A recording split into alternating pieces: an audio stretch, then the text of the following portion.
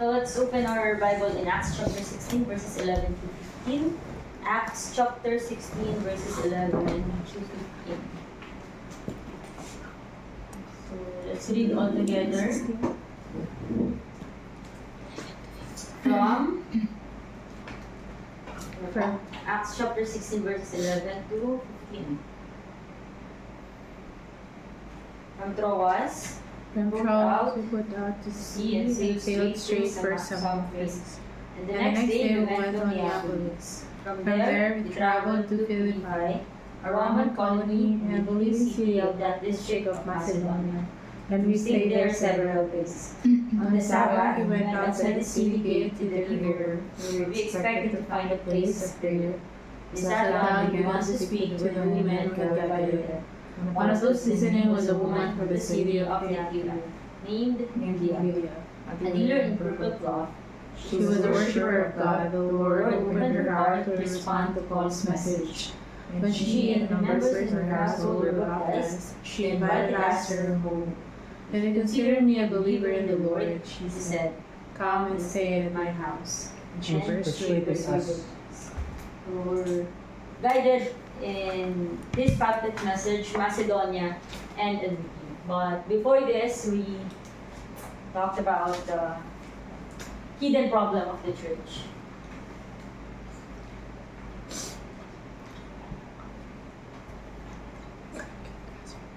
So, last 2 weeks, we talked about the hidden problem.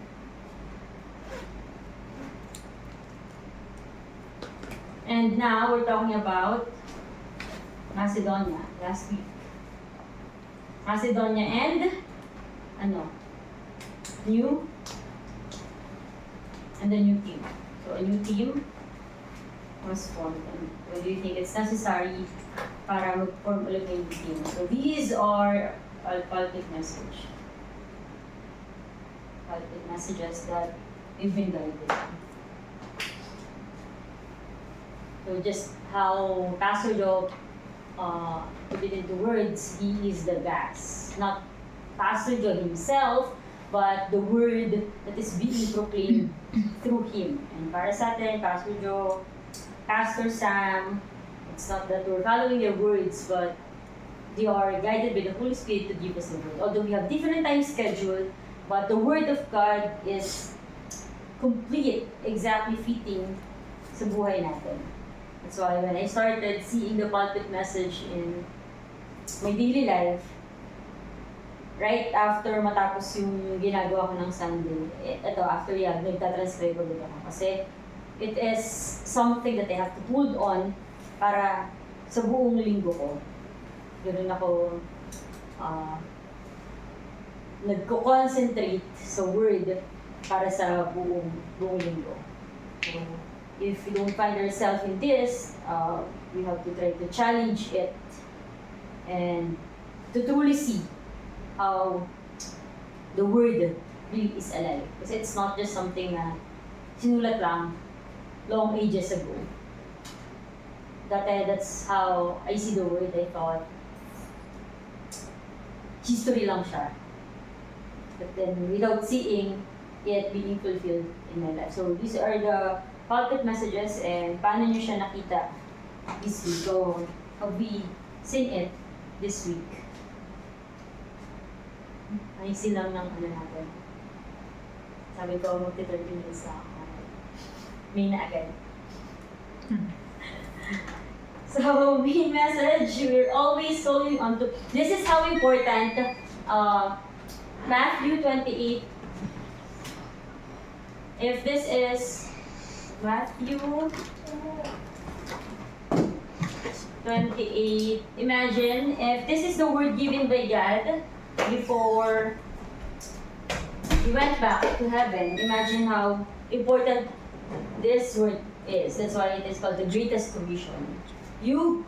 Therefore you go and make disciples of all nations, baptizing them in the name of the Father and of the Holy Spirit, and teaching them all that I have commanded you. So this greatest commission, ito yung sobrang pinanghawakan ko na dapat ginagawa ng church. So sabi dito, you Go, make disciples. Baptize them, teach them all that I've commanded. So ito yung pulpit message natin. Yo. You go where? To Macedonia, make disciples. Ito yung new team na na-form. Hindi lang yan ngayon, even pinalikan din ni Pastor Joe during the Autumn Legations Intensive Training, the 10 gates, Nehemiah, rebuilding the 10 gates. So before baptizing and teaching, we have to confirm first, are we the you that the Bible is talking about? So ako, I live my life, dahil ito yung pinakawakan kong life verse ko. I've been going, baptizing, teaching them, without confirming the you, kaya it's all my effort, kaya walang continuation. And I ended up tired and disappointed. I felt like ako lang yung gumagawa kasi it's not, evangelism is not naturally taking place in me. So in Acts chapter 16, we saw the figure Paul.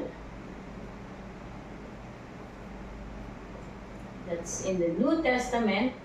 And we also see the figure Nehemiah. Nehemiah from the Old Testament. And tayo ngayon nandito, even though salita sa mga is the word given to us, na pinanghawakan natin up until now, and we saw the history of Paul, how he met the resurrected Christ on his way to Damascus, and Nehemiah, a remnant in Persia. So, hindi ko nababalikan yung buong history kasi sobrang haba niyan. Not that I assume that you already know, pero sabi ko nga lagi ako ng problema dahil ang haba lagi ng message ko kasi I want to establish the history of the church first para ma-appreciate natin yung journey nila. How God allowed Israel na masakop ng Assyrian, pinag-aralan sa AP yan, kahit di ka lang babasa ng Bible. Alam natin to. Kasi tinuturo sa school yan. Kung paano nag-start yung first civilization, kung sino yung mga, ayan, sila Alexander the Great, sila Sir King Xerxes, Artaxerxes, and I learned this first in school bago ko nabasa sa Bible. So just imagine yung nabasa ko sa Bible, bilig ako, so it really happened. So mas naniniwala ako sa school, sa history, kaysa sa Bible. Na kung nabasa ko na sa Bible, okay. Tapos pinag-aralan na namin siya sa school, totoo pala nangyari talaga yung nabasa ko sa Bible. So sila, King Darius the first, second, Cyrus. So it was, kaya pala hinayaan ni God na sakupin yung Israel. Pag ganun, di ba kala, ay ba't may problema tayong ganito? Pero pinasakop sila doon, sinakop sila ng na-divide, yung kingdom. Pinasakop muna sila sa Babylon, the Judah, kingdom of Judah. And then from Babylon, pinasakop sila sa Persia. So from Babylon pa, nasira na yung temple ni Solomon. Nasira na yung gate, nasira na yung wall. Then, God allowed another empire to rise, and that is Persia, para sakupin yung Babylon. And kung mababasa nyo sa Ezra chapter 1, how the king during that time is King Cyrus. The Lord God moved his heart. Walang ano-ano hindi siya nakakita ng miracle or whatsoever. To believe in God.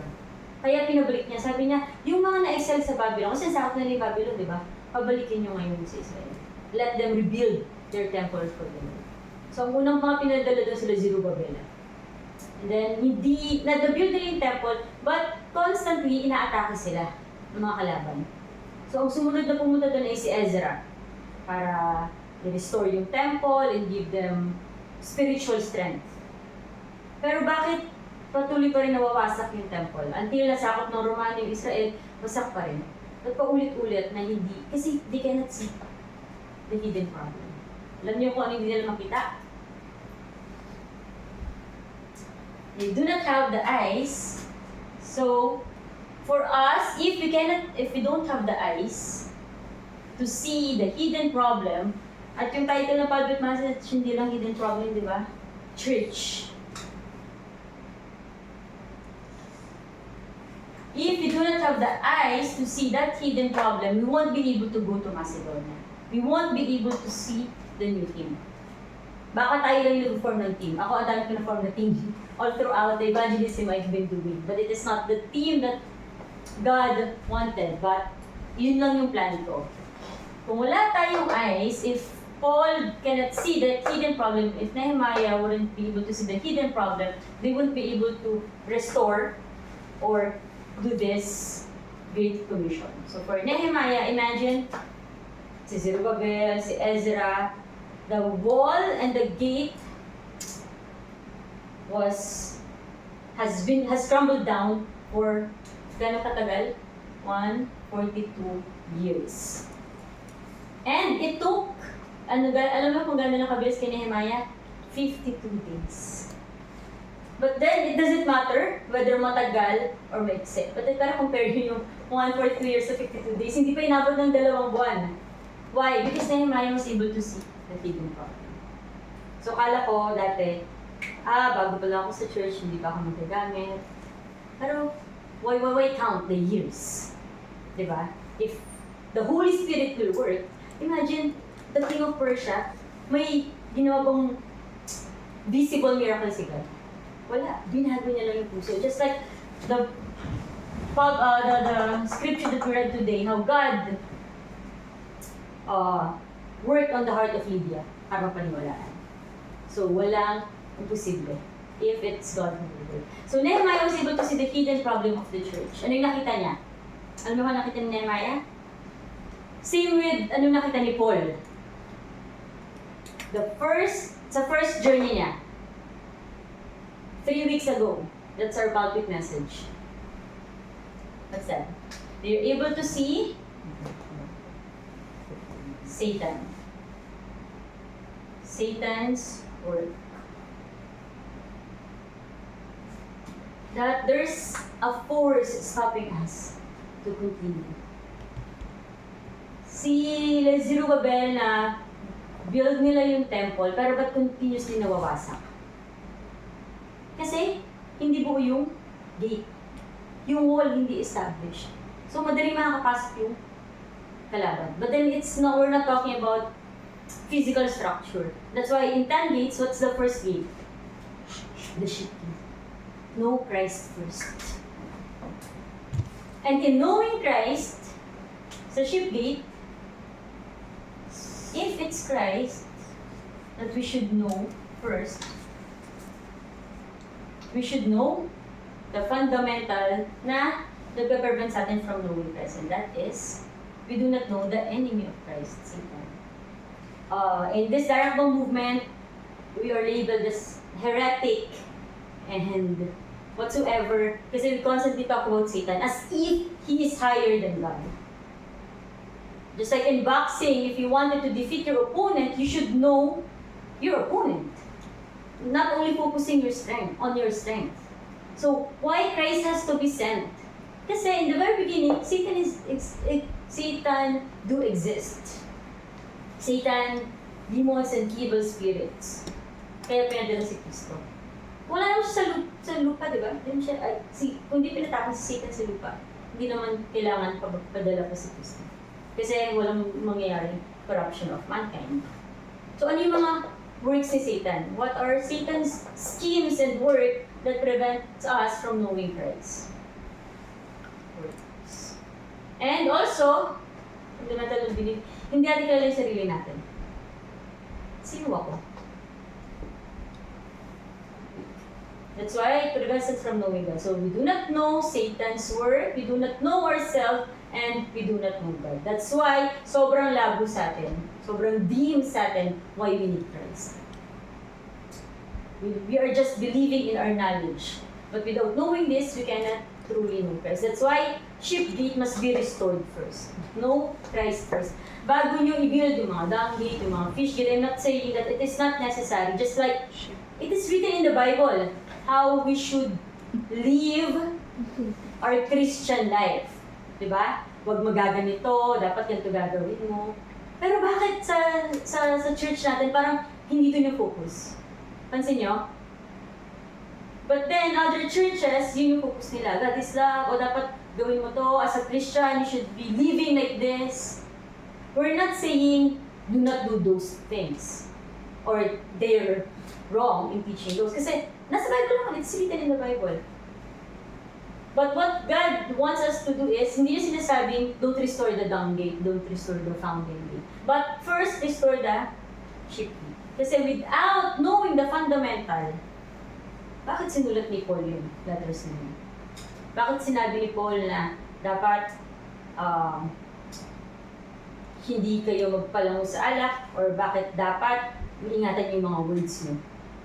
So, focusing on that without knowing the fundamental first, building the sheep gate, the fountain gate, the dung gate, without building the sheep gate first, patuloy pa rin papasok mo.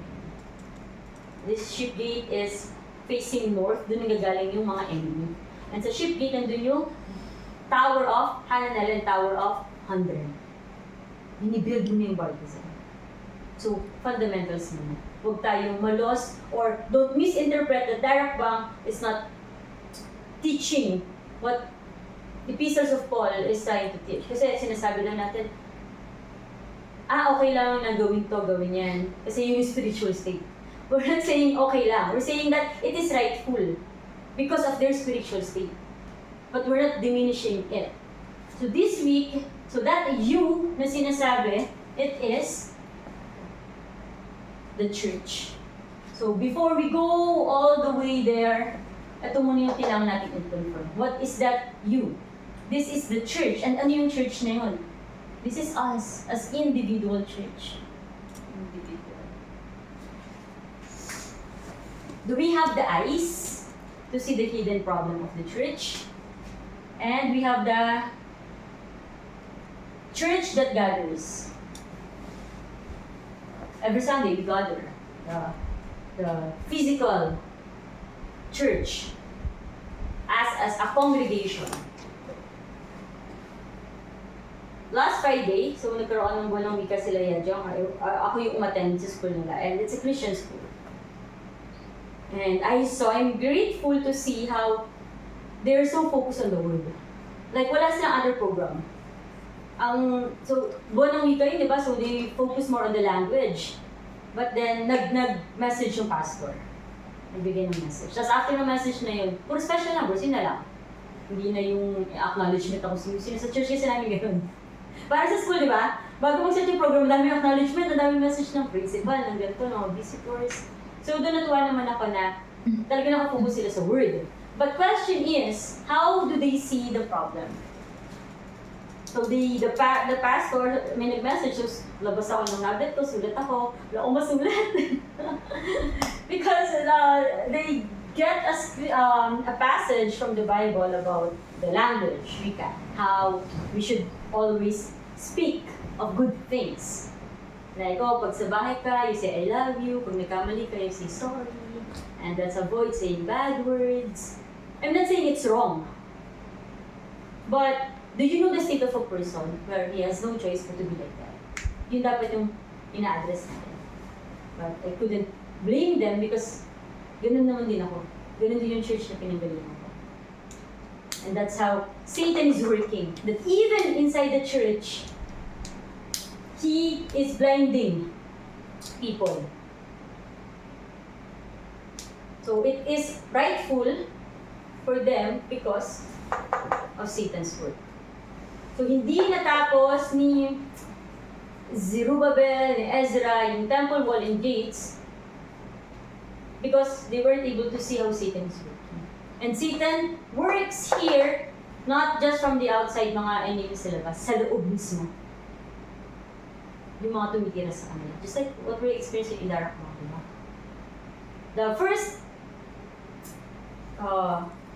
article about Darakbang as a heresy I've read is written by someone who received training inside Darakbang. So yung mga nakakabasa nun, this is so legit kasi he's inside the training.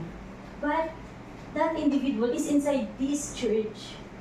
An organization, although it's Darakbang, although it's a church, hear the same message from Reverend Yu, but in that church, see the hidden problem. And that's when I appreciate why we're having ES. Bakit si Pastor Joe kailangan pumunta sa different regions in Japan? Ang pinupuntahan nilang churches sa Japan, alam niyo, Darakbang churches. Dito sa Philippines, ano yung mga apat na, yung tatlong pinupuntahan natin? Di ba dark churches? Because even though they can hear the same word from Reverend Lee, hindi nila natutake ng kaibigan pa. And nung nasa Palawan kami, I was so shocked nung praise and worship kasi they're singing praises na kinakanta rin namin sa COC dati. Mga Hillsong, Planet Shakers. I'm not saying it's wrong, but when you see the lyrics, nothing about Christ. And that's the first shock I received when I started attending early church dito. Yun agad yung na-report ko sa kanila. Grabe! Lyrics ng song pa lang, naninero mo na. Sabi ko, lyrics of the song pa lang, it introduces Christ already. Doon ko nakita yung difference. So again, I'm not saying it's wrong, but it's rightful. Just like this. Is this board moving? No. Is the board moving? Is the wall moving? You say no. What if I say yes? And both answers are correct. If I say it's not moving, it's correct. If I say it is moving, it is also correct. Because in physics, we need to have the point of reference. Ano yung point of reference mo? So if you're outside the earth, everything is moving, even this wall. So if my point of reference is the earth, I can say that the wall is moving. If your point of reference is where you're seated at, it's not moving. You get what I'm trying to say? So it's not for us to say they're wrong or not. But in their state, it's rightful to happen. And that's the difference I saw in this stream. We don't invalidate someone. Why are they like that? Because in their state, it is rightful that ganun sila. Yun yung mga little things na nakikita ko. Noong una, although it's not fundamental, but it's coming from fundamental. Once you understand the fundamental, where people doesn't have a choice but to get addicted, to be obsessed with something, and to be, divided. Because it's the Genesis 1:2 in us. Chaos that is in God. Kaya wala tayong magawa but to be like that. Pero kung di natin maintindihan yun, we blame people. That's why I grew up looking at other people. But yung elder namin, he's drinking alcohol, but ganun. Why is my pastor, my youth pastor, a womanizer? Kasi hindi ko naintindihan yung fundamental.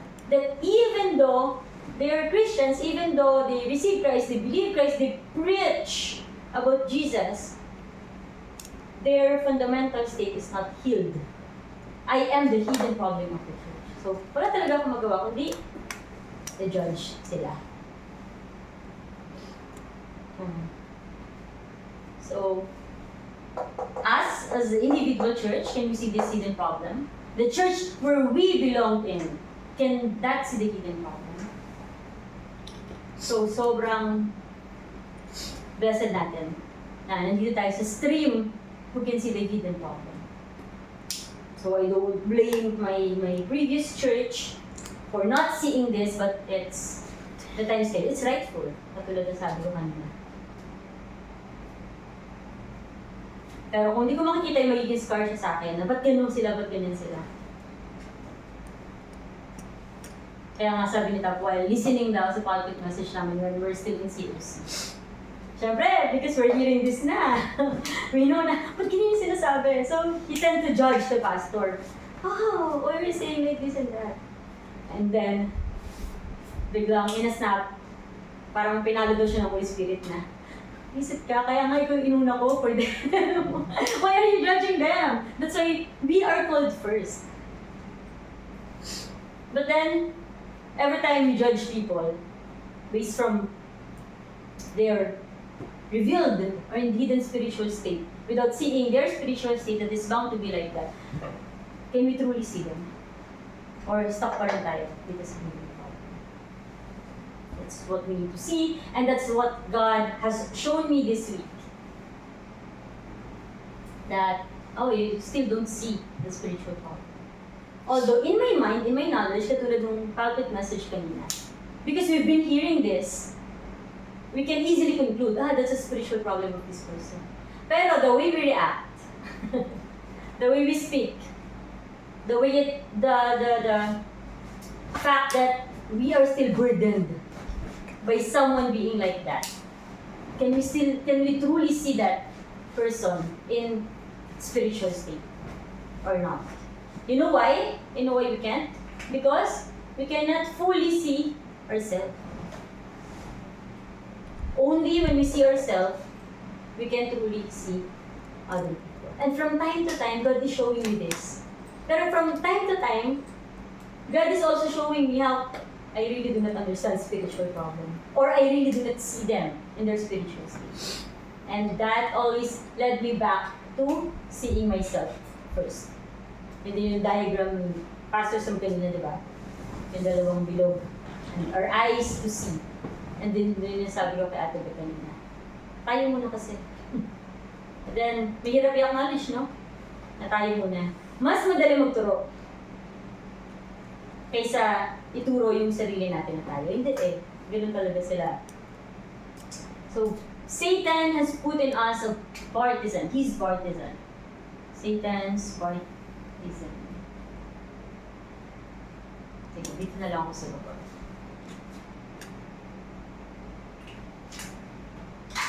So, ano tong partisan ni Satan? Who continuously make Christ dim, the light of Christ dim. Satan's partisan. So, our fundamental state in Genesis 3, na tayo ay hiwalay dahil kay Satanas at dahil sa kasalanan. And from that imprint, we're imprinted with Genesis 3.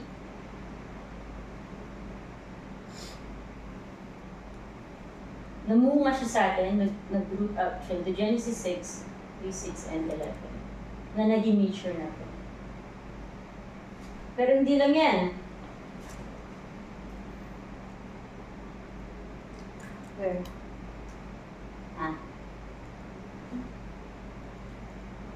We have the Acts 13, 16, and 19, and we have the 6 states of the believer. Ito yung 12 strategies of Satan. Tinanim niya sa atin para maging clouded tayo, to blind us spiritually. Yes, it is just the Genesis 3, which is spiritual problem. Spiritual. But, from spiritual, nanganak siya into hidden problem and the physical. So, dahil tayo ay patay, at ang nakikita lang natin ay physical, so dito lang tayo nakafocus without seeing na ito lang naman talaga yung kailangan. So, itong 12 strategies of Satan, tinanim niya sa atin na kailangan nating unting-unting baguhin. So, can you truly see the works of Satan in you? Or, tinatanggap lang natin kasi naririnig natin? Satan's partisan must be changed to God's partisan. That's why we are in changing that imprint. We are here undergoing discipleship training. So si Paul, hindi naman siya biglang the Holy Spirit works in Paul and give him this new team and put him in Macedonia or other places, and then these prepared disciples are attached to him. Hindi lang naman ganun kadali. He undergo discipleship training. And the blessed are we that we are also inside this thing, changing our imprint. Yung nature mo ganyan ka na talaga. But ang kailangan natin makita, paano ka dumating sa ganyan? Just like me, I always say how I have this spiritual pride in me from COC because I'm not doing this and I'm doing that. Why are people like that? Why can't they do what I can do? So it has built a spiritual pride in me. Yun yung naging nature ko. Pero saan ba nag-uugat yun? Yun yung kailangan ko makita. And even though I am in this training, even though I am Kung napapansin niyo how they're focusing on me being raised, binibigyan ako ng mga field. Pero ang tagal tinanim sa akin ni Satan. For 30, ilan taon na ako? 4, 3, 5, sige. For 3 decades. 28. Satan has imprinted in me all this. So even though I'm listening to these messages, even though I'm giving the field to confirm the word, and I really am confirming the word in the field, lumalabas pa rin yan. It shows what's inside me. My spiritual pride, the pride in me, lumalabas pa rin. That's why, yung how I see people is, bakit siya ganito? Andun pa rin. And can I do anything about it? Wala. That's why God wants us to concentrate. Edit. This imprint, we need to edit it in the gospel. Plan and design. Para mabago. That's why they labeled our church into so many names. We call them, they call us with so many names. Kasi diba, sobrang weird naman talaga ng church natin. We don't receive word Sunday lang. Monday, may missional message. All throughout the weekdays, we have field messages. Kahit di ko matid ng field, may online. Parang wala kang takas, may 3-day weekend pa. So weird. Why? Because that's what we only need. The word. And that's how badly we need to edit the word in us. But you know what? Even in editing the word,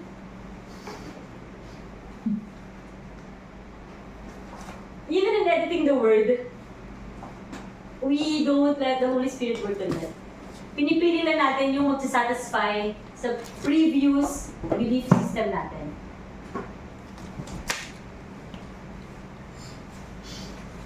Natawa ko sa experience ko yan. Ito. Alam mo yun, since meron ka nang iniisip, gusto mo siya i-satisfy, yung maririnig mo message, yun yung kukunin mo, pipiliin mo lang. Although alam mo naman the context of the message. So, dati, sobrang nalulungkot ako whenever I see myself in my fundamental state in Genesis 3. But, it is God's way of telling me how I badly needed Christ. Because this is the kind of me. A lot of people, not sa church natin, but like my friends, even my previous church mate, how they look up at me, kasi I am, like, they look at me as like only gospel, like ibang ginagawa, kundi mag-share ng word. Siguro iba sa inyo, like, ang tingin sa akin na sumusunod lang siya kahit anong sabihin. But just imagine how it built so much spiritual pride in me para hindi makita si Christ. And with that, sobrang nakakahiya seeing my state sa ganung situation. But I think that's what I have to see and what you need to see also. Siguro hindi ko kayo kapareho na may ganung pride, but siguro opposite na ay ganito lang kasi ako, I couldn't share. But that's the same. That's the same. It's Satan's work in us. So, kanina I'm glad to hear April's forum, how she couldn't, although she is hearing from the messages how the sin that Christ finishes in the cross is not the moral and ethical sin. Pero hindi niya matranscend yun. Like seeing his office mate na nagiinom. But then, actually, yun naman yung importante, makita mo yung sarili mo. We don't need to try so hard to change ourselves, but see first. We have to only see. Kasi kung natin makikita na may dapat baguhin, hindi ganito na lang tayo. Hindi natin kailangan baguhin. And it's just rightful na kahit andito tayo sa training, we listen to so many messages, I'm giving messages already, it's just rightful na lumabas pa rin yung mga imprint na yun. Kasi from the very beginning, hindi pa naman tayo talaga nagbabago. Yes, maybe there are physical changes that is happening in us, mental changes, but what God wants for us is to truly change spiritually. For our spirit to truly come alive. So, hindi ko alam ba't napikon si Tap kanina sa mga remnants. Mamaya mo na lang kwento. Pinikon mo? Uy, hindi ako kasama. Lagi hindi ako kasama. Kwento mo namin. Kaya ka nandito. Kwento. Diba? Like, even though we know in our mind that they are in that state na they really couldn't focus. And if we fail to see ourselves in them, hindi talaga tayo magkakaintindihan. That's why the message given in the mission home last Monday, how like in our church you don't have oneness. Ako, I can really see that clearly. How I couldn't be with others. Diba, Jet? I know there's people in your mind na ayaw nyo. Kaya nga, last time nag-request ako sa April, ate, pwede mo palit ng ka-partner. So, hindi lang kayo, ako rin. May ganun din ako. Ay, sa luto. Diba? Lahat tayo. We want to be with someone lang naka-drive natin. To whom we can relate. It could be, kasi like Bridget at Ta, they're very close. Kasi parang silang musical inclined. Diba? And we can be with others na hindi. O, di ako kumakanta kaya ano kasama. But if we truly see ourselves same spiritually, kasi mentally and skill set, hindi talaga pare-pareho. Diba? Kaya nga we choose kung sino lang gusto natin makasama. Yung kapareho lang natin. Pero lahat tayo pare-pareho spiritually. Kung pare-pareho tayo spiritually, kung makikita natin yun sa ganung lens, then we will be able to accept and transcend people.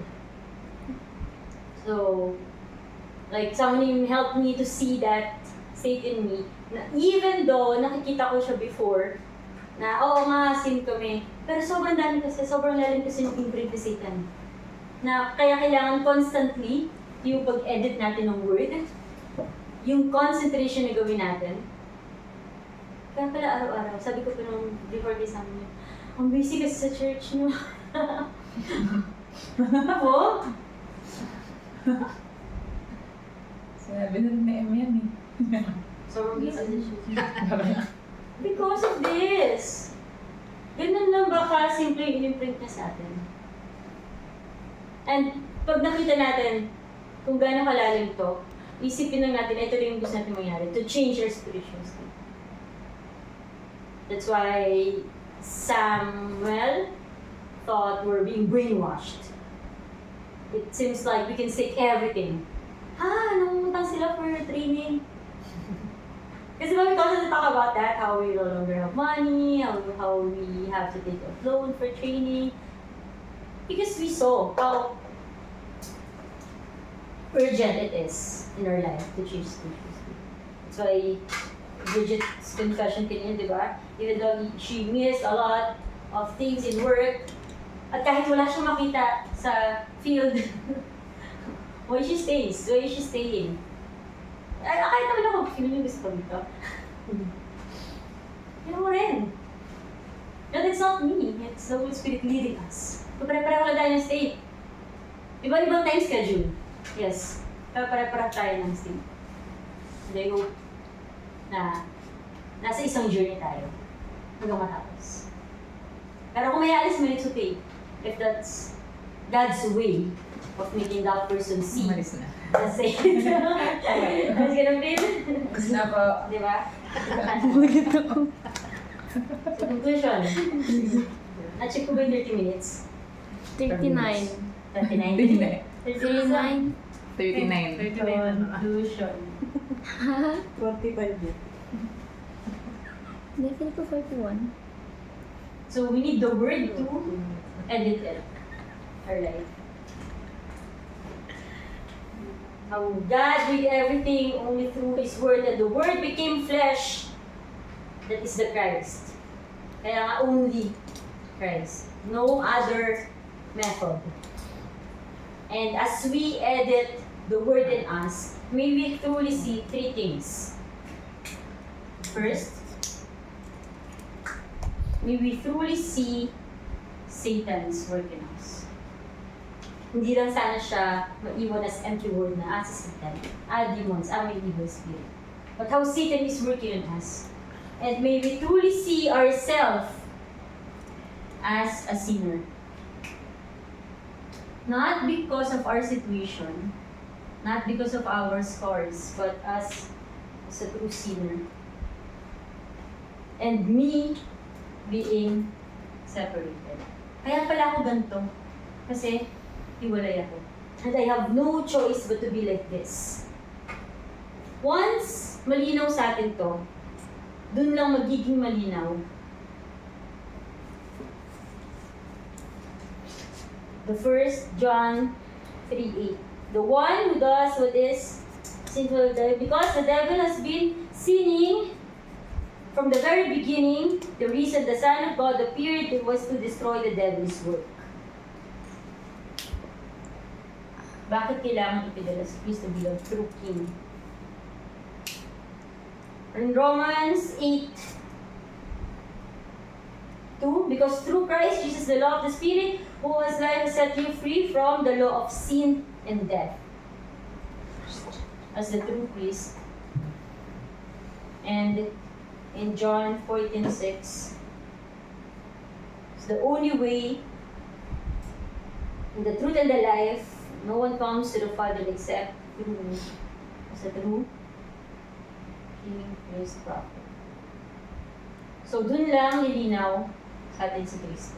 Pag nakita natin ito,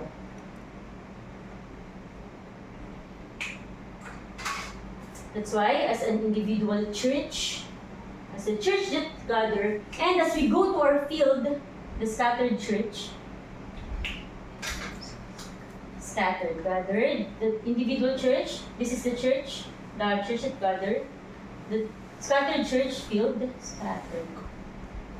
We need to confirm this word. World church, church, one church, and heavenly church, who will prepare for the second coming. So, all other churches who cannot see this, God has no business with them. So, kahit ang little church natin, kahit konti tayo, it doesn't matter. But I have assurance, even though I have no strength, I'm still super spiritually weak, but it doesn't matter because I'm inside this thing that God is bound with. So yung words sabi ni Bridget na wala siya nakikita, it doesn't matter. What matters is where you are. Let's wait for our time schedule too. Sama-sama tayo. So kung aalis ka, it's okay kasi kung dun mo makikita kung gaano ka unique to church na. Tinatapik ako. Ano ba? Pinapaalis ako. Okay lang. Ano yan? So, Ano True priest. True priest. Then, True prophet. verse. Romans 8. So, before being obsessed with the working of the Holy Spirit in Acts, kasi baka na-obsessed, baka dito ako pinadala, baka these are the people sent to me, like Lydia, like Priscilla, Aquila. Bago tayo magpaka-obsess dyan, dito muna tayo sa you. Am I truly seeing the problem correctly? Am I truly seeing the person correctly? We can only do so once we see ourselves correctly. Because if not, we'll stay in the same state as Adam and Eve, who kept on blaming people and circumstances. So may we have the eyes to truly see the hidden problem of the church, be inside this discipleship training, in this unique stream, doing Jesus' public ministry, and the Holy Spirit works on us and guide us to confirm this word. So may this word guide us all throughout the week. Let us pray. Lord Father in heaven, we thank you for this blessed meeting that you have gathered us here, although we're few in numbers, but you have called us. You have rescued us from church who cannot see the hidden problem. You have now brought us here in this movement that where you restored your covenant. You are restoring your covenant. We may have different time schedule right now, but we trust your sovereignty. We may still be captured in our frame, in Satan's partisan, but as we remain in this flow, even though we follow without understanding, but we held on to your covenant that it will be fulfilled. May we gain strength in your word. You give us the heart to yearn for it and be in concentration to truly edit our life, our past, our future, to have assurance in the presence of your word. On this we pray in the name of Christ Jesus, our Lord and Savior. Amen.